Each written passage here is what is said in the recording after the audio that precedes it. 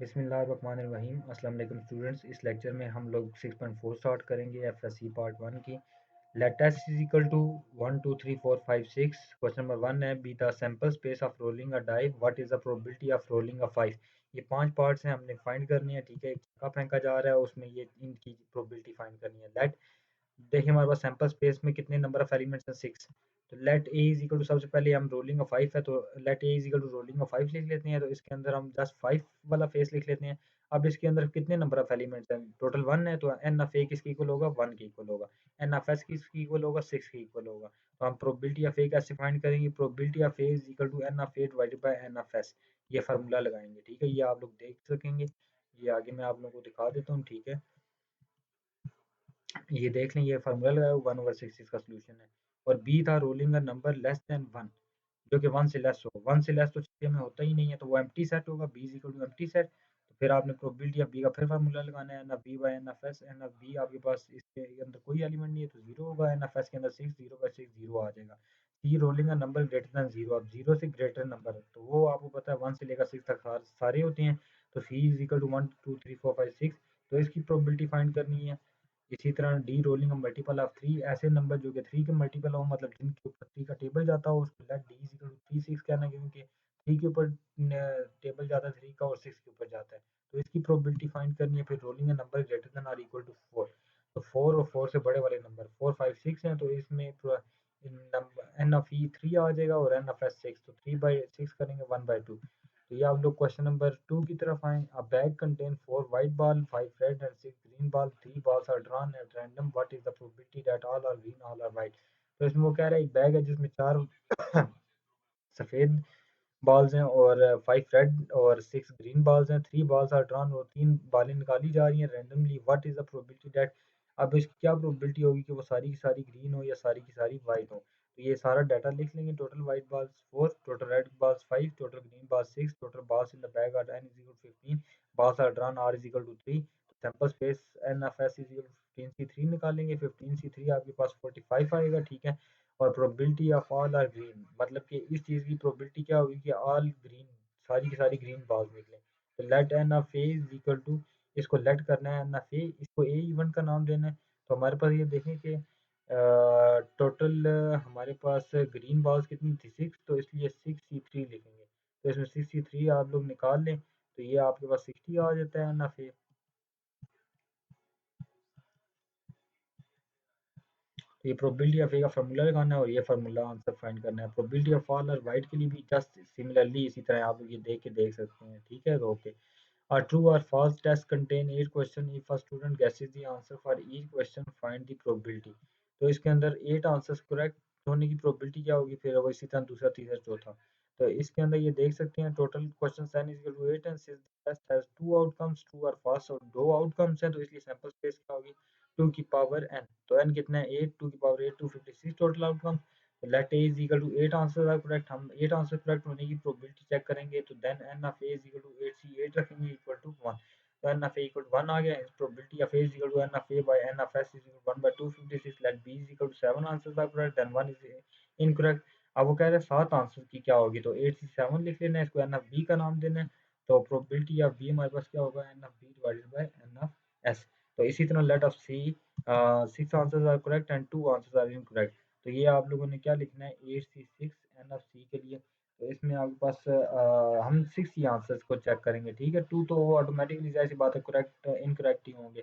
Probability of सी भी इसी तरह फाइंड करनी है। Let D is equal to at least 6 answers are correct. कम से कम 6 आंसर ठीक होने चाहिए। 6 हो गए तो ज़्यादा, 7 भी हो सकते हैं, 8 भी हो सकते हैं। ठीक है, तो इसमें हम देख लेते हैं कि ये बाकी पार्ट्स में क्या करता है। तो ये देख लें कि N of D is equal to 8c6 और प्लस 8c7 प्लस 8c8, क्योंकि मैंने बताया था कम से कम 6 और फिर ज़्यादा से ज़्यादा 7 8 आपके पास इनकी कम्बिनेशन देखी जाएंगी। 37 आंसर आएगा, उसका प्रोबेबिलिटी फाइंड की जाएगी। 3 unbiased coins are toss, what is the probability of obtaining all head. हमारे पास से कॉइन टॉस किया जाता है, हमारे पास क्या प्रोबेबिलिटी है कि वो सारे के सारे हेड आए। ठीक है, 3 कॉइन है। तो इसमें the total coins are toss the n is equal to 3, टोटल 3 कॉइन्स टॉस हो रहे हैं। n is equal to n of s is equal to 2 का पावर n आएगा, तो इक्वल टू 2 की पावर आपने n की जगह 3 पुट करना है, तो ये 8 हो जाएगा। सैंपल पॉइंट्स हमारे पास इतने सैंपल पॉइंट्स होंगे, let A is equal to all head, सारे के सारे हेड हों, ठीक है। हमारे पास पहली प्रोबेबिलिटी ये होती है। Then N of A is equal to 1, probability of A find कर लेंगे। B is equal to 2 heads, 2 head वाले चेक करने हैं। 2 हेड्स एक टेल हो, एक हेड एक टेल एक हेड हो, और एक टेल दो हेड हो, ठीक है। तो आपके पास ये तीन एलिमेंट बनते हैं ना। B is equal to probability of B फिर फाइंड कर लेंगे। तो let C is equal to 1 head. तो ये C is equal to 1 head, 1 head के अंदर एक हेड होगा, दो टेल, फिर दोनों टेल, फिर एक हेड। तो इसमें एक इसने मिस्टेक की हुई है, उसने 1 हेड का बोला हुआ है, तो हेड एक दरमियान में हो सकता है, बाकी टेल एंड पे भी तो हो सकते हैं। तो इस तरह ये तीन एलिमेंट्स बनते हैं, इधर 3 आएगा और डिवाइडेड बाई 8 आएगा। Let D at least 1 head, कम से कम एक हेड हो, एक हो तो ज़्यादा से ज़्यादा दो हो सकते हैं, तीन हो सकते हैं। एक हेड, एक हेड, दो हेड, दो हेड, दो हेड, और एक हेड, फिर तीन हेड। तो ये आपके पास n of D is equal to 7 आ गया। इधर प्रोबेबिलिटी ऑफ डी फाइंड करना है। Let E is at least 2 heads, कम से कम दो हेड होने चाहिए, ज़्यादा से ज़्यादा कुछ भी हो सकते हैं। तो दो कम से कम, तो ज़्यादा से ज़्यादा तीन हो सकते हैं। दो हेड टेल, टेल दो हेड, हेड टेल हेड, और फिर तीन हेड। तो N of E is equal to 4 आ जाएगा। तो इधर फार्मूला लगाना है और आप लोगों ने फिर आगे वही काम करना है।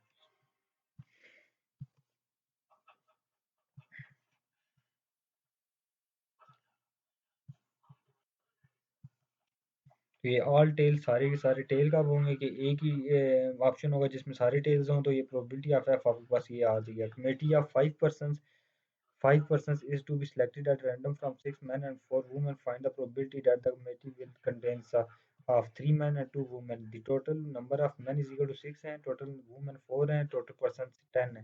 Hence the total sequences in space time is 4 is equal to 252 आएगा। n of is 252 की space है। When 3 men and 2 women, 3 space है तो 63 multiply 4 2 men है, women है तो 4c2, ये कैलकुलेट करेंगे 120 आ जाएगा। Hence P 3 men and 2 women NFS by NFS 120 by 252 करेंगे, 10 by 21 आ जाएगा। Let B is equal 2 men and 3 women। तो ये आपके पास 2 men है, आप 62 लिखा और 3 women 43 लिखा, एन एफ बी ये आ गया। तो ये probability of 2 men and 3 women करेंगे, ठीक है। तो जस्ट आपने इसके अंदर वैल्यूज पुट करनी है, उसका सोल्यूशन निकालना है, ठीक है। क्वेश्चन नंबर 6 है, if one card is drawn at random from a well shuffled pack of 52 cards, then find the probability of each of the following. ये कार्ड्स जो बंदा खेलता है उसको पता होगा, drawing and ace card, 4 ace card होते हैं, ठीक है। ड्राइंग आइज स्पेड हार्ट 13 कार्ड होते हैं, डायमंड भी 13, ड्राइंग ऑफ एस कार्ड 12 होते हैं, not drawing and S of heart, ये 5 पार्ट करने हैं, ठीक है। तो ये आप लोग देख सकते हैं कि ये आपके पास टोटल जो है वो 52 है, एन एफ एस 52 बन गया। ड्राइंग एंड एस एस जो है वो है 4 है। तो N of A by N of S आप लोगों ने फाइंड करना है, 1/13 आ जाएगा। Drawing either spades or heart, तो स्पेड्स आर हर्ट 13 स्पेड्स होती हैं, ठीक है। तो A is equal to spades कर लेते हैं 13, एन एफ ए 13 स्पेड्स, तो बी हर्ट कर लेते हैं ना, B is equal to 13 heart. P drawing either spade or hearts, तो पहले हम देखेंगे कि कौन दोनों में से कौन सा स्पेड आता है या हर्ट आता है। तो इसमें probability of A union B is equal to probability of A plus probability of B लिखना है। तो ये आपने इनकी वैल्यूज पुट करनी है, प्रोबेबिलिटी ऑफ ए और प्रोबेबिलिटी ऑफ बी की वैल्यू। तो 13/52। अब ये प्रोबेबिलिटी ऑफ ए किसकी इक्वल होता है, N of A by N of S. तो एन ऑफ ए 13 है, एन ऑफ एस 52 है। फिर प्रोबेबिलिटी ऑफ बी किसकी इक्वल होता है, N of B divided by N of S. 13/52 आ गया, इसको कैलकुलेट किया 1/2 आ गया। Drawing a diamond and card since there are 13 diamond card, so N of C is equal to 13 आ जाएगा। तो ये N of C divided by N of S, तो ये आ जाएगा। ड्राइंग अ फेस कार्ड 12 होते हैं, ठीक है। इसी तरह से आपने फाइंड करना है। Two dice are thrown simultaneously, find the probability of getting. अब हमारे पास दो डाइस हैं, दो छक्के हैं, हम वो एक साथ फेंक रहे हैं, तो उनकी प्रोबेबिलिटी फाइंड करनी है। डबलेट ऑफ इवन नंबर, हमारे पास इवन नंबर के लिए कौन से हैं, सम लेस देन 6 और सम मोर देन 7।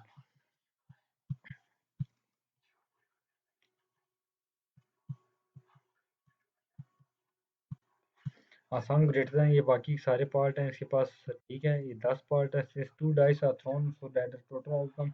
अब इसमें टोटल आउटकम ये होंगे 1 1 1 2 1 3, ये मैंने आपको बताया था यहाँ तक, 6 तक। तो इसमें एन एफ एस 36 है। Probability of doublet of even number, double of even number आपके पास 2 2 4 4 6 6 है, तो एन ऑफ ए 3 आ गया। तो probability of A is equal to N of A divided by N of 3 होगा। तो इधर प्रोबेबिलिटी ऑफ ए का फार्मूला लगाना है, सम लेस देन 6। अब हमारे पास सम 6 से लेस हो तो 1 1 1 2 1 3 ये सारे लिख लेंगे, ये 10 आ जाएगा। N of B, probability of B N of B by N of S की इक्वल होगा, ये फाइंड हो जाएगा। सम मोर देन 7, और 7 से ज़्यादा लेने वाले ये हैं आपके पास, ये 15 है, तो ये आपने 15 डिवाइडेड बाय 36 रखना है। इसी तरह आसान ग्रेटर देन 10, 10 से ग्रेटर वाले उसके बाद,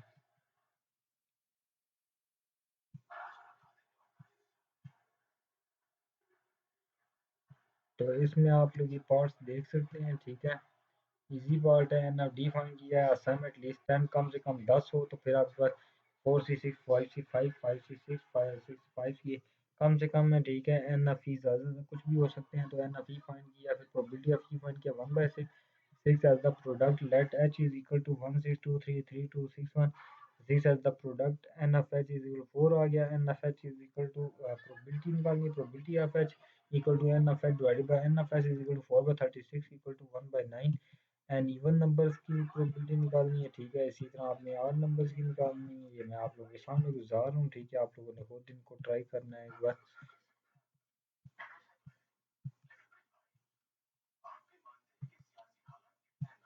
सम ऐसा प्राइम नंबर हमारे पास, अब वो दो का सम हो तो प्राइम नंबर आ जाए तो ठीक है। ये 1+1 2, 1+2 3, 1+4 5, तो ये वो वाले रखने हैं जिनका सम किया जाए प्राइम नंबर आ जाए। तो ये टोटल बनते हैं 15, तो N of L by N of S 15/36 करें 5/12 आता है, ठीक है।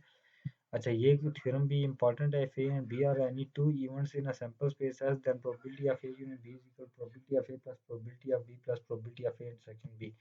From the Venn diagram it is obvious that ये वेन डायग्राम बनानी है, इसके अंदर ए इंटरसेक्शन बी और माइनस ए इंटरसेक्शन बी, ये फार्मूला है, ठीक है। Probability of add N of A intersection B has been subtracted simply because it is two time, now by definition we have probability of A unit B equal to N of A unit B by N of S, N of A unit B की value put की N of S की, इसी तरह ये divide की, और ये देखेंगे इसका आंसर आ गया, वरना आप इसको ऐसे ही करके लाएंगे, ठीक है।